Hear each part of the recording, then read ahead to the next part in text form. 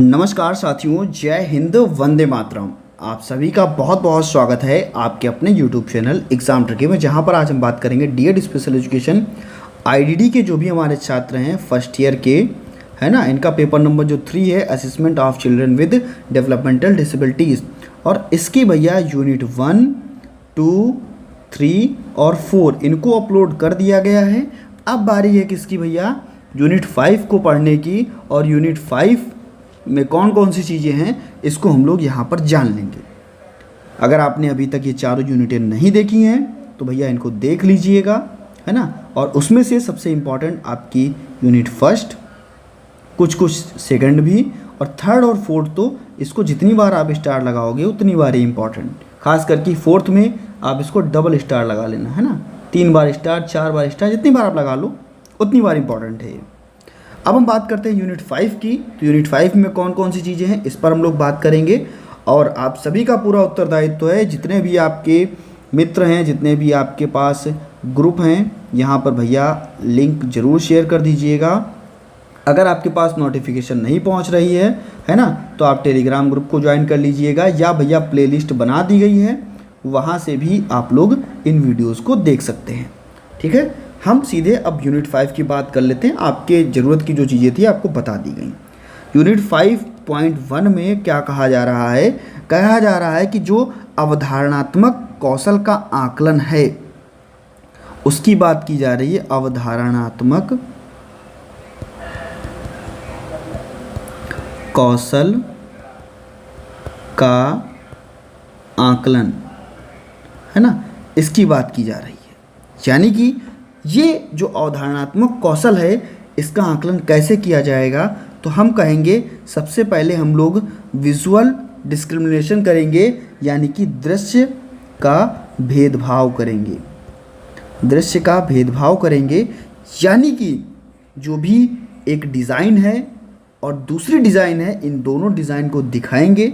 इनमें कौन कौन सी चीज़ें मेल खा रही हैं उनकी हम पहचान करेंगे, यानी कि एक वस्तु से दूसरी वस्तु का हम लोग भेद करेंगे, अंतर निकालेंगे। ऐसे ही दूसरा आपका है विजुअल मेमोरी।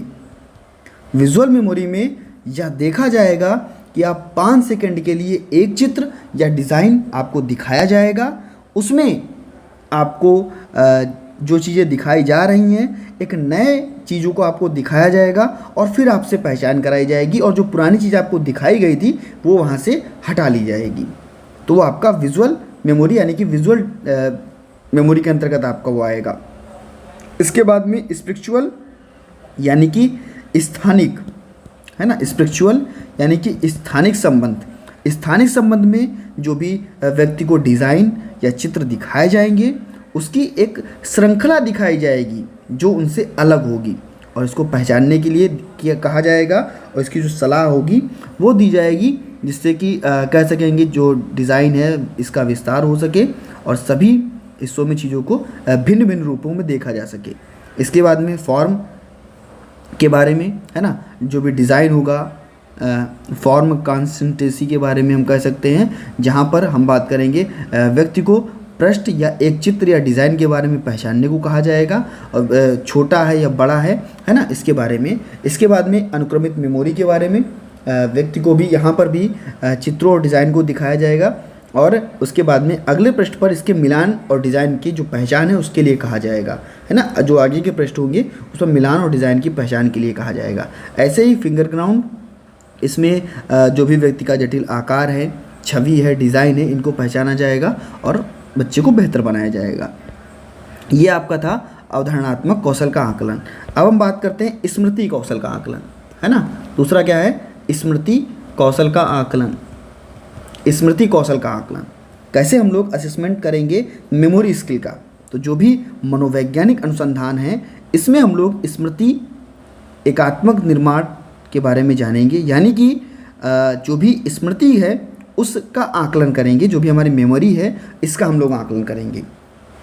स्मृति के आकलन के लिए प्रक्रिया अपनाई जाएगी, मूल्यांकन का उपाय यहाँ पर ढूंढा जाएगा, और जो भी मूल्यांकन की में क्रियाएं हैं, घटक और उपघटक, इन पर बात की जाएगी। विकासात्मक देरी क्या है, जो भी लक्षण प्रदर्शित बच्चे में हो रहे हैं, है ना, सभी क्षेत्रों में पेशेवर हो, चाहे व्यापक मूल्यांकन वाले हों, है ना, इन क्षेत्रों में। तो हम कह सकते हैं कि परिवार का प्रारंभिक विकास, स्वास्थ्य, साक्षरता, शैक्षिक अनुभव, इसकी पृष्ठभूमि की जानकारी ली जाएगी, है ना। और जो भी विकासात्मक जो भी मील के पत्थर हैं इनके बारे में बात की जाएगी, और जो भी रिकॉर्ड बनाया जा रहा है, इनको जानकारी दी जा रही है, इस पर इनकी उम्र और सभी चीज़ों को ध्यान में रख करके माता पिता के संयोजन में शिक्षक के द्वारा जो भी समस्याएं हैं इनको देखा जाएगा। बच्चे के लिए श्रवण और दृश्य या दृष्टि, इसके बारे में जहाँ पर बच्चा शारीरिक कारक में विकासात्मक देरी से प्रभावित हो रहा है ना, चाहे बच्चा श्रवण दोष हो, चाहे बच्चे में दृष्टि दोष हो, है ना, तो यहाँ पर बच्चा अधिगम नहीं कर पा रहा है, चीज़ों को, पर्यावरण को देख नहीं पा रहा है, उचित व्याख्या नहीं कर पा रहा है, तो ये चीज़ देखी जाएगी। स्मृति में जो भी धारण, सोच, कौशल, समस्या समाधान, इसका विकास किया जाएगा, और जो भी आकलन के पहलू हैं इनको जहाँ पर विलंब देखने को मिल रहा है इनको बेहतर बनाया जाएगा। सुनने और समझने की अव्यंजना जो होगी वो देखने को मिलेगी। हम कह सकेंगे जो भी व्यक्ति हैं इनका अवलोकन किया जाएगा, जो भी वाक्य, लघु कथाएं, है ना, इनके बारे में बच्चों का प्रदर्शन करके बच्चों को हम बेहतर बनाएंगे, जहाँ पर बच्चे की वाक्य, प्रश्न, लघु कथाएं, समझने की क्षमता, इसको प्रदर्शित किया जाएगा, है ना, इसका आकलन किया जाएगा। जो भी शब्द, अक्षर, चित्र, है ना, इसका हेरफेर करके हम बच्चे को बेहतर सिखा सकेंगे। बच्चे का विचार क्या है, कह सकेंगे कि बच्चा छोटी चीज़ों पर कैसे ध्यान को केंद्रित कर रहा है और कैसे निरंतर ध्यान में सक्रिय हो रहा है, इसकी उम्मीद की जाएगी। बच्चे में परिपक्वता क्या है, यानी कि बच्चा माता पिता के साथ में दूसरे की चीज़ों को देखभाल कैसे कर पा रहा है, उसकी क्षमता क्या है, उसकी जानकारी क्या है, इन सभी चीज़ों का अवलोकन किया जाएगा। और स्वतंत्र स्तर के रूप में बच्चे को निर्धारित किया जाएगा कि आप भैया बढ़िया तरीके से स्वतंत्र होकर के कार्य कीजिए, है ना। तो ये आपको देखने को मिलेगा 5.1 में, स्मृति और अवधारणात्मक में आपको ये देखने को मिलेगा। इसके बाद में आपके बात होगी आपके 5.2 की। 5.2 में किसका जो आकलन किया जाएगा, उसमें 4 मुख्य घटकों का आकलन किया जाएगा। एक आपका कौन सा होगा, एक आपका होगा अटेंशन, एक आपका अटेंशन होगा, एक आपका लिसनिंग होगा, है ना, यानी कि सुनना, एक आपका स्पीकिंग होगा यानी कि बोलना। इन तीनों चीज़ों का यहाँ पर आकलन किया जाएगा। अटेंशन यानी कि ध्यान, लिसनिंग सुनना, और स्पीकिंग यानी कि बोलना। अगर हम बात करते हैं इन घटकों की तो कहेंगे कुछ हमारे ऐसे घटक भी होंगे, ऐसे कौशल भी होंगे जो ध्यान, सुनने, बोलने, इन पर आधारित होंगे। और इनमें जो भी चीज़ें हैं, चाहे वो चयनात्मक ध्यान हो, इसके अंतर्गत जो भी अनदेखी हुई चीज़ें हैं, विकर्षण है, उत्तेजना है, इसमें चीज़ों को देखा जाएगा। चाहे वो निरंतर ध्यान हो, समय समय की अवधि पर निरंतर ध्यान की बात की जाएगी। विभाजन कैसे किया जाएगा, एक चीज़ से दूसरी चीज़ में कैसे विभाजित किया जाएगा, या हम कह सकते हैं बारी से ध्यान रखना, यानी कि जो भी कार्य कौशल हैं, स्थानांतरित कौशल हैं, इनकी बारी से कैसे ध्यान रखा जाएगा। इसके अंतर्गत हम कह सकेंगे कि ध्यान, जहाँ पर बच्चे का आत्मविश्वास बढ़ेगा, बच्चे में चिंता जो होगी वो कम होगी, जो शिक्षा के क्षेत्र है वहाँ पर प्रगति मिलेगी, और जो समर्थन की रणनीतियाँ हैं ये अपनाई जाएंगी। यानी कि बच्चे के ध्यान, एकाग्रचित और अति सक्रियता में ये सारी चीज़ें जो हैं बच्चे के समस्या समाधान को निपटाने के लिए उनके तरीकों को इंगित किया जाएगा, जिससे बच्चा जीवन कौशल को बेहतर कर सके। और जो क्षेत्र आपको देखने को मिलेंगे, आत्मविश्वास में हो, चाहे वो शिक्षा क्षेत्र में हो, ये चीज़ें बच्चे को देखने को मिलेंगी। इसमें सीखने के माहौल, इसका अनुकूलन किया जाएगा। जो भी ज़रूरत की चीज़ें हैं इसके लाभों को देखा जाएगा। भले ही कोई भी बुनियादी चीज़ें हो, सुनने, बोलने, है ना, इनमें बच्चे को क्या किया जाएगा, बेहतर बनाया जाएगा। चाहे वो मौखिक संचार हो, चाहे बच्चे का लिखित संचार हो, इन सभी चीज़ों में सुनने का और स्पीकिंग करने का और अटेंशन यानी कि ध्यान का, इन सभी संचारों को बच्चे के बढ़ाया जाएगा। अवलोकन में जो भी दृष्टिकोण होंगे, रेटिंग स्केल होंगे, उनका प्रयोग किया जाएगा। रेटिंग स्केल के बाद में जो भी बच्चे का सामान्य संचार उद्देश्य उसका प्रयोग किया जाएगा, है ना। ऐसा दृष्टिकोण अपनाया जाएगा जो बच्चे के लिए बच्चे की सामग्री, भाषा, छात्र प्रदर्शन, इन सभी चीज़ों का बेहतर उपयोग किया जा सके। बच्चे का मूल्यांकन किया जाएगा, और अगर बच्चा चीज़ों में ज़्यादा पिछड़ा हुआ है तो बच्चे का हम क्या करेंगे, नैदानिक आकलन भी करेंगे और बच्चे को हम बेहतर बनाने का प्रयास करेंगे। तो ये आपका 5.2 में था, ये चीज़ें आपके लिए, इन चीज़ों का बढ़ावा देना था आकलन के द्वारा। अब हम बात करते हैं पढ़ने 5.3 में पढ़ने और लिखने, है ना, पढ़ने और लिखने के कौशल का आकलन, पढ़ने और लिखने के कौशल का आकलन, बच्चे की रीडिंग स्किल और बच्चे का राइटिंग स्किल। रीडिंग स्किल जब भी हम देखते हैं तो बच्चा पठन कौशल में पढ़ना, सूचनाओं को एकत्रित करना यानी कि सूचनाओं को संसाधित करना और उसका अर्थ निकालना, ये चीज़ें बहुत आवश्यक होती हैं। बच्चा पाठ्यपुस्तक को पढ़ पा रहा है या नहीं पढ़ पा रहा है, बच्चे में विज्ञान का ज्ञान है या नहीं है, सभी क्षेत्रों में बच्चा सार्वभौमिक रूप से चीज़ों को उपयोग कर रहा है या नहीं कर रहा है, उसका आंतरिक कौशल क्या है, आकलन किन क्षेत्र में करना है, बच्चा पठन कौशल में विचार और चर्चाओं को प्रकट कर पा रहा है, चीज़ों को ट्रेस कर पा रहा है या नहीं कर पा रहा है। हम कह सकते हैं कि बच्चे के पठन कौशल में, बच्चे के पढ़ने के कौशल में उदाहरण की चीज़ें, जो भी आकलन किया जाएगा उस विषय में बच्चा जानता है या नहीं जानता है, बच्चे को भाषा का ज्ञान है या नहीं है, बच्चा टुकड़ों में चीज़ों को पढ़ना जानता है, बच्चे को व्याकरण का ज्ञान है या नहीं है, इन चीज़ों के बारे में हम लोग जानेंगे। इनका हम लोग क्या करेंगे, आकलन करेंगे। इनका आकलन करने के बाद में क्या करेंगे, हम बच्चे के स्तर को जानने के बाद में बच्चे को सिखाने का प्रयास करेंगे, कौशल को सिखाने का प्रयास करेंगे और बच्चे को पढ़ने के उद्देश्य के लिए संशोधित करने और आकलन को दिखाने की आवश्यकता यहाँ पर होगी, जो भी चीज़ें संसाधित की जाएंगी। ऐसे ही बच्चे के लेखन कौशल में, बच्चे के लेखन कौशल में सबसे महत्वपूर्ण चीज़ है कि बच्चे का आँख और हाथ का समन्वय है या नहीं है, बच्चा विराम चिन्ह, वर्तनी, है ना, इनके बारे में जानता है या नहीं जानता है, बच्चा पढ़ना लिखना, है ना, पाठचर्या, इसके बारे में जानकारी है कि नहीं है, ये चीज़ हम लोग देखेंगे आकलन करने में। उसका उद्देश्य क्या है, गतिविधियाँ साथ में किन किन तरीकों की कराई जा रही हैं, सरल से जटिल की ओर जो भी चीज़ें हैं वो कैसी होंगी। और कह सकेंगे कि बच्चे को लिखाने के लिए बच्चे को सबसे पहले छोटे शब्दों को, फिर बड़े शब्दों को, फिर धीरे धीरे हम बच्चे को एक शब्द से लेकर के दूसरे शब्दों तक, यानी कि कह सकते हैं कि बच्चे के लिए जो भी जिम्मेदारी वाले चीज़ें होंगी उनमें हम बच्चे को क्या करेंगे, लिखने के लिए प्रोत्साहित करेंगे। प्रोत्साहन में बच्चे को अवसर देंगे, बच्चे की जिम्मेदारी लेखन, है ना, उसको सफलता में बढ़ावा देंगे, जो भी ताकत है, कमजोरियाँ हैं उसको बढ़ाएंगे और सावधानी पूर्वक बच्चे की ज़रूरतों को इस एक विशिष्ट रणनीतियों के साथ में बेहतर बनाने का प्रयास करेंगे। ऐसे ही बच्चे का गणित का कौशल, गणित के बारे में आप लोगों ने पढ़ लिया होगा। गणित का कौशल, तो जब भी हम गणित के कौशल की बात करते हैं 5.4 में, जब भी हम गणित के कौशल की बात करते हैं तो गणित में बच्चे का जोड़, घटाना, गुणा, भाग, बच्चे की कैलकुलेशन, बच्चे का अंकगणित का ज्ञान यानी कि अंकों का ज्ञान, ये होना बहुत ज़रूरी। बच्चा इन चीज़ों को कर पा रहा है या नहीं कर पा रहा है, इन में से किन प्रतिक्रियाओं को बच्चा कर पा रहा है, कितना समस्या समाधान कर पा रहा है और बच्चे की प्रगति कितनी है, इसको हम लोग क्या करेंगे, इसका डाटा बनाएंगे, इसको एकत्रित करेंगे। उसके बाद में बच्चों की जो ज़रूरतें हैं शिक्षक उनको बढ़ावा देगा, शिक्षक बच्चों के लिए सहयोग और सुविधाओं को बढ़ावा देगा, छात्रों के सीखने की चीज़ों को बढ़ावा देगा।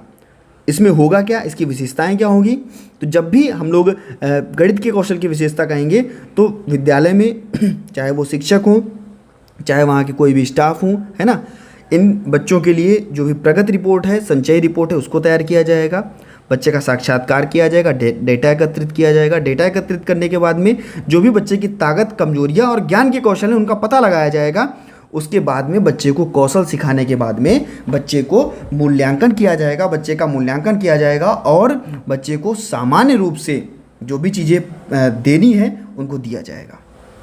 यानी कि बच्चे को चीज़ों की प्रतिक्रियाओं को समझना, उनकी ज़रूरतों को पूरा करना, उनका मूल्यांकन करना, उसका पोर्टफोलियो बनाना, तस्वीर के माध्यम से बच्चे को सिखाना, है ना, मानक उपकरण का प्रयोग करना, नई नई शिक्षण सहायक सामग्रियों का प्रयोग करना, बच्चे को टेक्नोलॉजी के माध्यम से सिखाना और बच्चे की रुचि और आत्मचिंतन में बच्चे के लिए विकास करना।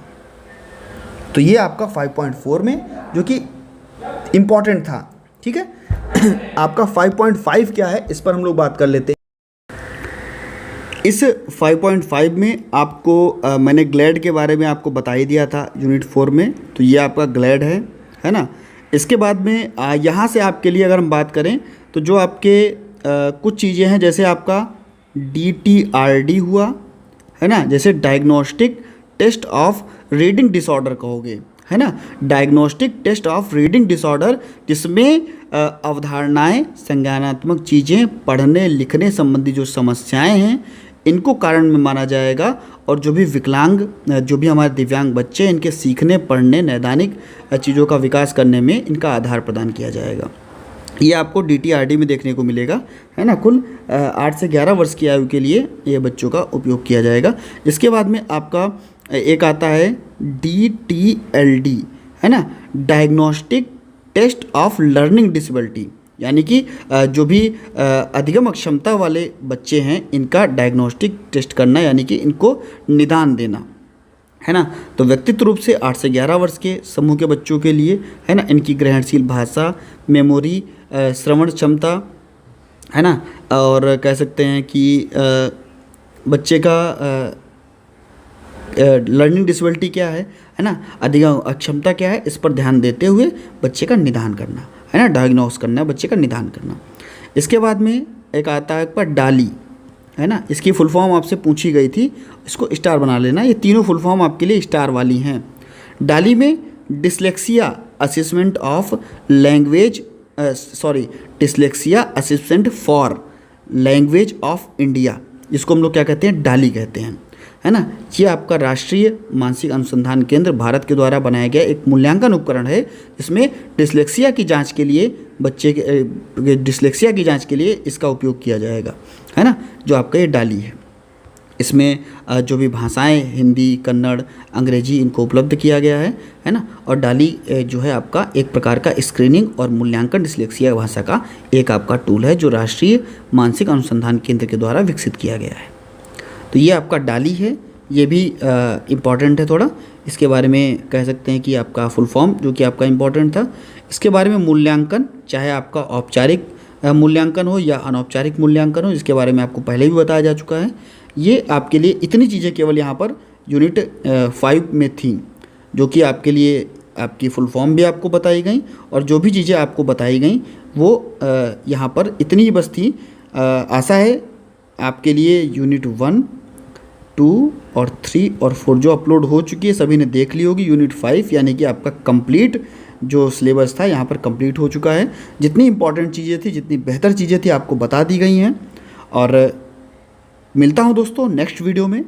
अगर मौका मिला तो आपके लिए मॉडल पेपर बना करके उनके आंसर्स को भी आपको बता दिया जाएगा। धन्यवाद दोस्तों।